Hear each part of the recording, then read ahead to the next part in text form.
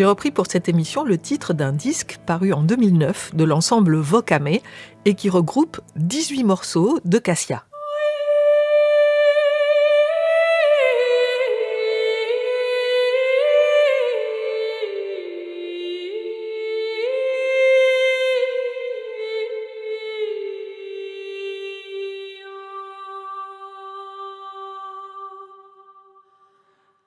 C'est un titre néanmoins un peu sujet à caution. D'abord parce que Cassia est née à Constantinople, capitale de l'Empire romain d'Orient. Et d'autre part parce qu'elle n'est pas la première, ni même pas la seule de son époque.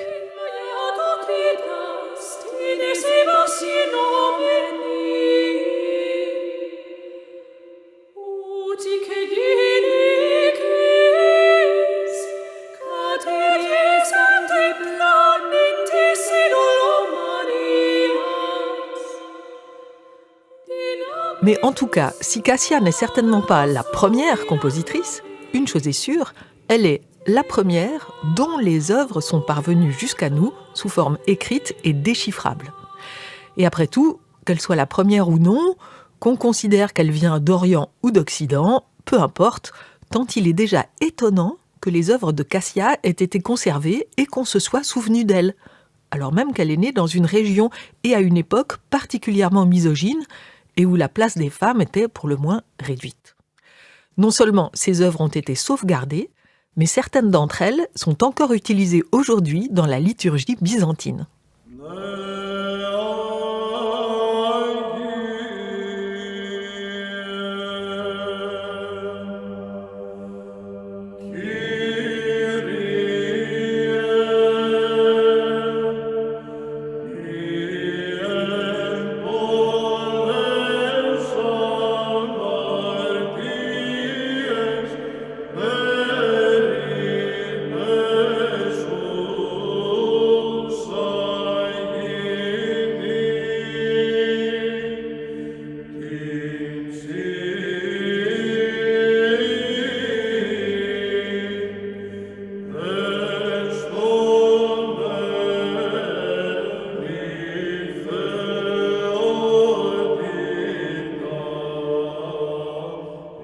Cassia a donc vécu dans l'Empire romain d'Orient, que les historiens d'aujourd'hui appellent l'Empire byzantin. Une entité qui commence vers le IVe siècle, époque où d'une part a été créée la ville de Constantinople et où d'autre part Byzance a été séparée de l'Empire romain d'Occident à la chute de celui-ci. L'Empire romain d'Orient est un empire chrétien et de langue grecque. Lorsque Cassia naît au début du IXe siècle, vers 810, l'Empire est dans une situation assez précaire. L'empereur Nicéphore Ier, qui a pris le pouvoir en 802, meurt en 811 dans une bataille contre les Bulgares qui menacent l'Empire à l'ouest, tandis que les Arabes le menacent à l'est et au sud.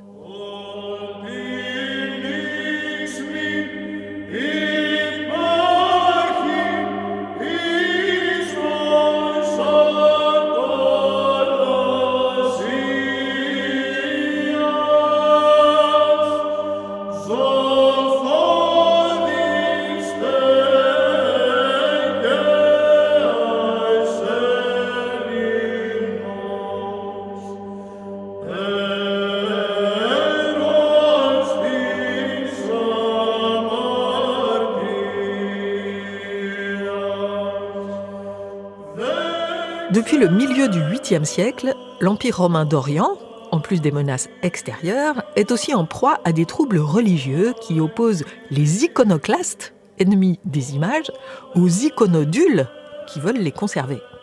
Nicéphore Ier, au pouvoir à la naissance de Cassia, a fait preuve de modération. Il a rétabli les images, mais après sa mort, son successeur Léon l'Arménien va renforcer la lutte iconoclaste à partir de 813. Les empereurs suivants, Michel II l'Amorien, qui fait assassiner Léon, puis son fils Théophile, qui devient empereur à la mort de Michel en 829, poursuivent dans cette voie iconoclaste.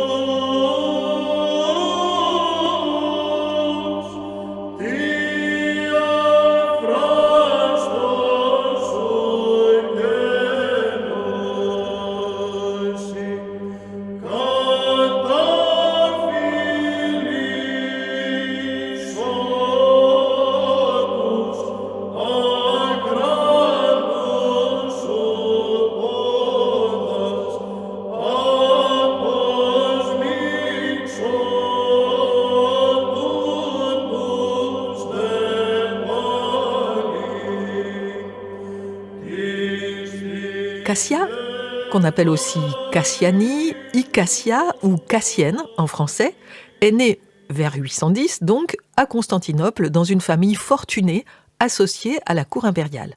Ceci est important puisque seules quelques filles de l'aristocratie recevaient à l'époque une éducation. Ne serait-ce que lire et écrire n'était pas du tout habituel pour les jeunes filles. Or, on remarque que Cassia était très cultivée, ce qui permet de penser que ses parents ne s'étaient pas conformés à l'usage du temps et qu'ils l'avaient confiée à des maîtres émérites. La jeune Cassia est aussi instruite dans les sujets profanes que dans les saintes écritures.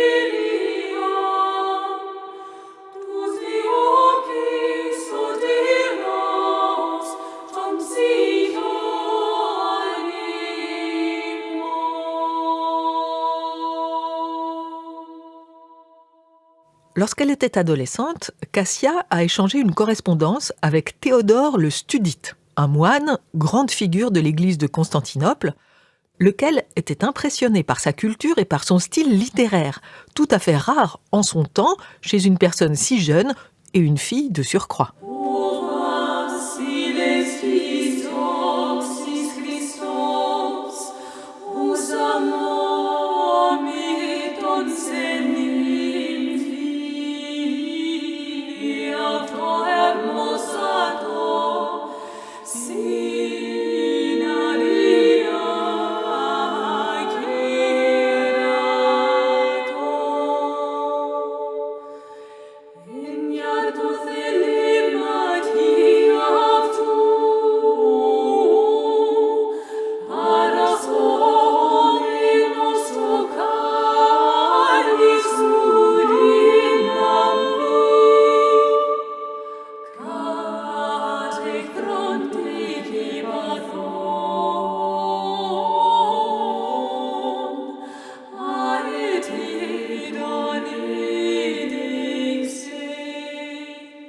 Les articles qui traitent de la vie des femmes à Constantinople sous l'Empire romain d'Orient donnent une division en 3 grandes étapes.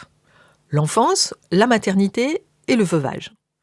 En effet, même si la maternité diminue l'espérance de vie des femmes, puisque de nombreuses jeunes mères meurent en couche, les hommes, de leur côté, en raison des guerres, disparaissent souvent avant elles. Et puis, les filles ont l'alternative d'entrer au couvent et ainsi d'échapper à une vie de grossesse répétée et dangereuse.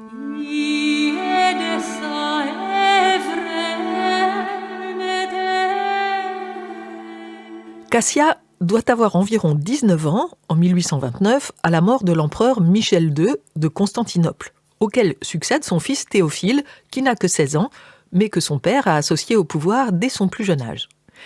Théophile n'est pas marié, et 1 an après son accession au trône, sa belle-mère Euphrosine organise pour lui une réunion de 6 des plus belles jeunes filles de Constantinople, de manière à ce qu'il puisse choisir une épouse parmi elles. Cassia fait partie du groupe. C'est qu'elle n'est pas seulement intelligente et cultivée, on dit qu'elle est aussi très belle. La scène est relatée par au moins 3 chroniqueurs byzantins de l'époque. Le jeune empereur s'approche de Cassia et dit, en faisant référence à Ève, origine du péché, « Les femmes sont à l'origine de bien des choses terribles. » À quoi Cassia, faisant référence à la Vierge Marie, répond « Mais également par la femme, des choses meilleures se produisent. » Il semble qu'une jeune fille dans cette situation n'était pas censée répondre, même quelque chose d'intelligent, et donc le jeune empereur en a choisi une autre, plus modeste et silencieuse, qui deviendra l'impératrice Théodora.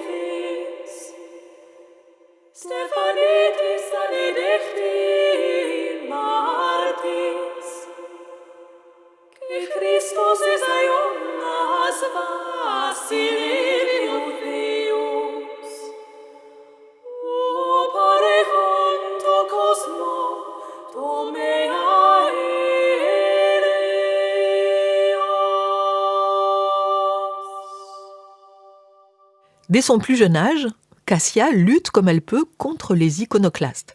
Elle affirme haut et fort ses opinions, elle n'hésite pas à aller voir des religieux emprisonnés, à leur apporter un soutien moral et financier, ce qui ne plaît pas aux autorités. Elle aura des ennuis, elle recevra même le fouet.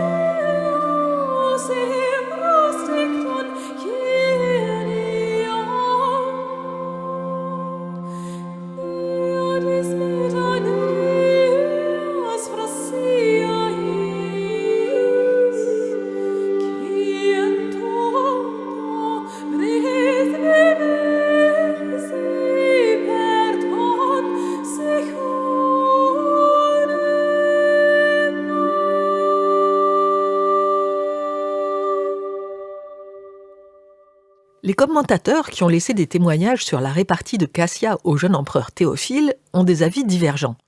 Certains pensent qu'elle a été mortifiée de ne pas avoir été choisie comme épouse et qu'elle se serait retirée au couvent pour cacher sa honte. D'autres disent qu'elle voulait déjà consacrer sa vie à la religion avant ce moment et que, bien contente d'avoir échappé à un destin d'impératrice, elle s'est empressée de se retirer loin de la cour. La deuxième hypothèse paraît plus plausible dans la mesure où, très éduquée et avec des aspirations de créatrice, elle avait paradoxalement plus de chances de s'épanouir, si on peut employer tous ces termes anachroniques, en s'enfermant dans un couvent, plutôt qu'en portant une myriade d'enfants pour Théophile. Toujours est-il qu'effectivement, elle est entrée au couvent, on ne sait pas bien quand, où elle a produit de nombreuses œuvres littéraires et musicales.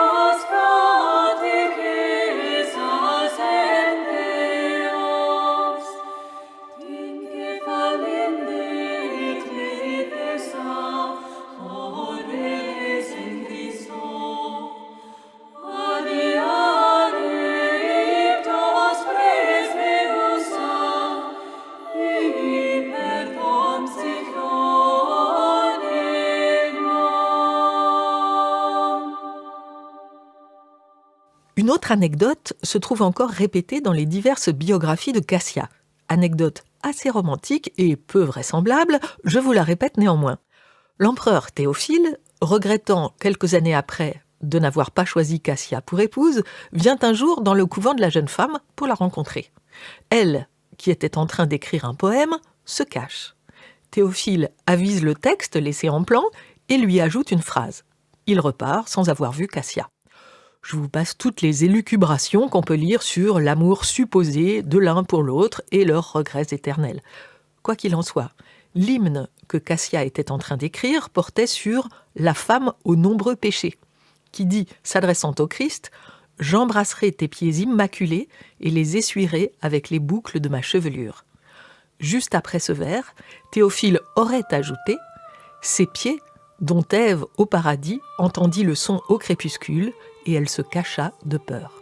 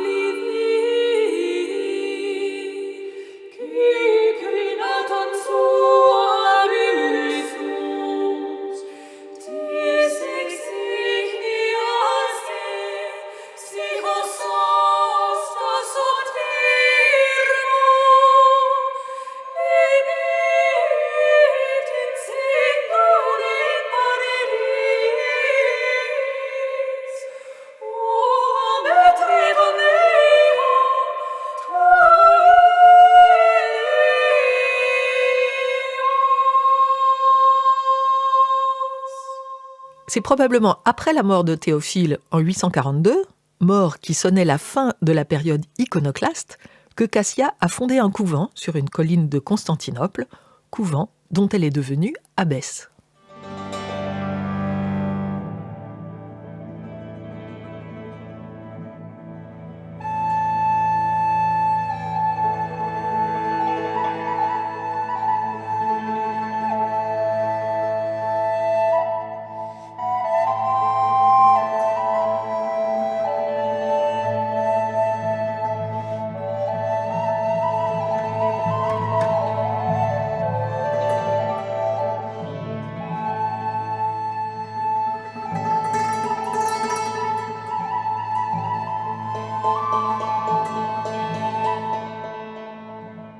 À côté de près de 800 poésies, épigrammes et maximes, Cassia a laissé une cinquantaine de pièces musicales liturgiques, dont la moitié se retrouve encore aujourd'hui dans les livres de liturgie orthodoxes.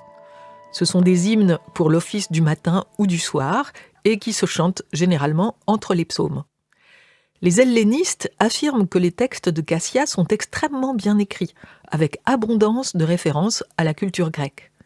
Quant à la mise en musique des poèmes, elle est tout à fait raffinée, avec beaucoup de figuralisme, comme l'utilisation d'une petite gamme ou d'un intervalle de 5 notes pour évoquer les 5 saints martyrs de Cappadoce.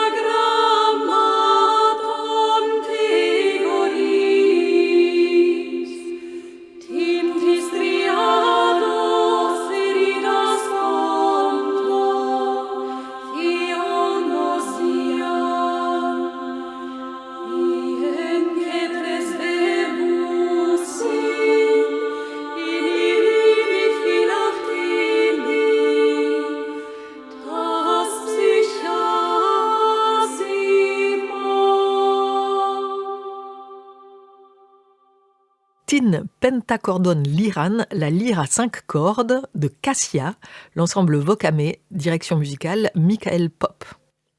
Tout le programme, la réécoute et le podcast de cette émission sont bien sûr sur francemusique.fr, page Musicopolis et sur l'appli Radio France. Notre petite équipe était composée aujourd'hui de Léa Gramusset pour les recherches et le site, Adrien Landivier pour la réalisation et Romain Lenoir pour le mixage.